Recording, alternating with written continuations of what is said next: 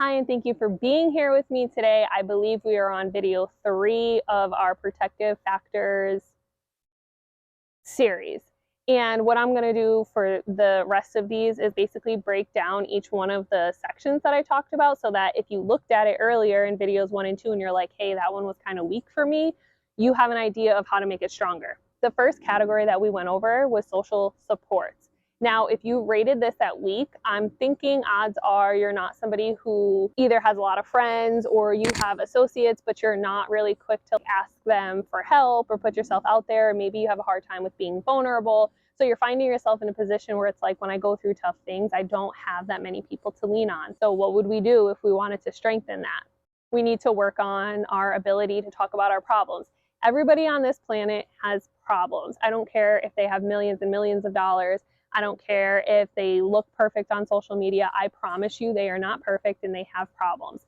One of the issues we have today is that people tend to only show the good parts because we have social media, and so we can edit our videos and our pictures. And by the way, if anybody knows how I can edit these videos to make my hair look less frizzy and all of that, let me know, because I don't know how to edit videos, but I know how to edit pictures. And I know that if we have a really crappy day, we're not quick to show it on Instagram. We're quick to post about our vacation though and all of the good things that we're doing, but in the crappy days we don't post anything, which is part of the reason why I'm not really on social media anymore. I have an Instagram. If you look it up, you'll see it's private. I think I haven't posted in like 2 years, and I'm hoping that with YouTube, once I get subscribers, I don't know if I'm gonna have to start posting, but I really don't like the idea of making life look perfect because it's not. And we have to stop thinking that life needs to be perfect and that we can't show our vulnerable side. So if you're looking to strengthen the social supports, what you need to be able to do is talk about your problems. That's how we connect with people. We connect when we open up and we're vulnerable, because with that vulnerability, we grow closer. We learn more about each other. We connect in ways that we can't if we just sit here and we're like, oh yeah, everything is perfect and la-di-da. Like,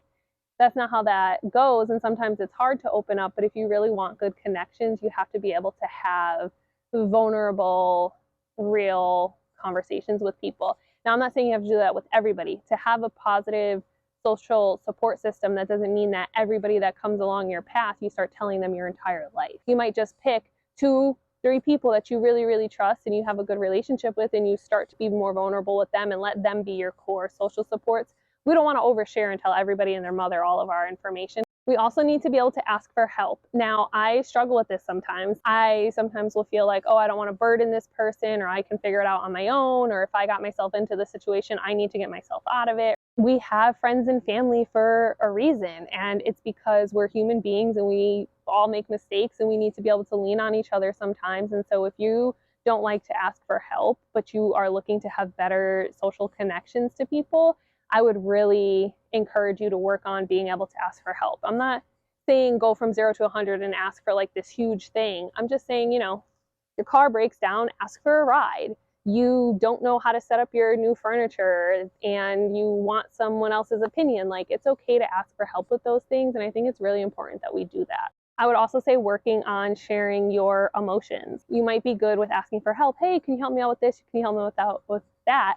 But you're not very good at saying how much it meant to you that they helped you. Like, maybe you're not so quick to say, I love that you were there for me. I appreciate you so much. It might feel awkward to say those types of things. But when we say those things, it allows us to take the emotions that we have inside, spread them with other people, and connect us. I think sometimes it's scary to say really nice things to people, but if you can work on that, I would really recommend doing that because it allows us to connect. And ultimately, when we're talking about our protective factors, the reason that we want to connect with people is because we want to feel like we're a part of something. We want to feel like when things get rough, we have people that we can lean on. We're not going to just hit rock bottom by ourselves. People don't like to feel alone and forgotten about. When things get rough, we want to feel like we're still loved. Life is difficult, but we don't want to feel like because life is difficult, we're now alone and all by ourselves to sink in our sadness. So I really encourage you to work on being more vulnerable, asking people for help, letting go of your pride, and sharing your thoughts and feelings with people. Create real, lasting relationships. If you have relationships in your life, but you realize those people don't show up when they're supposed to or when you really need them,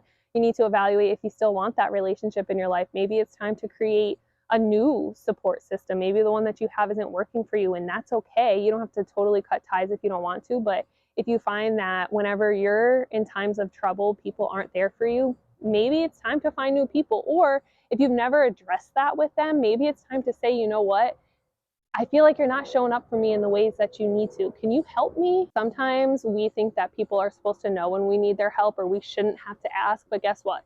You do have to ask because not everybody knows when you need help. Not everybody can read your mind or nobody can read your mind. So put it out there. And if you feel like that person isn't there for you, hey, these are kind of my expectations of what a friendship is or a relationship is. And I need to know if you could step up more and be there for me and set those expectations and those boundaries. And, you know, you're going to grow a support system as long as you're working on it. And so I would say if you were weak in this section, that's okay because there's always room to grow. All right. Thank you for watching this video. I hope you continue with this series. The next one is on coping skills.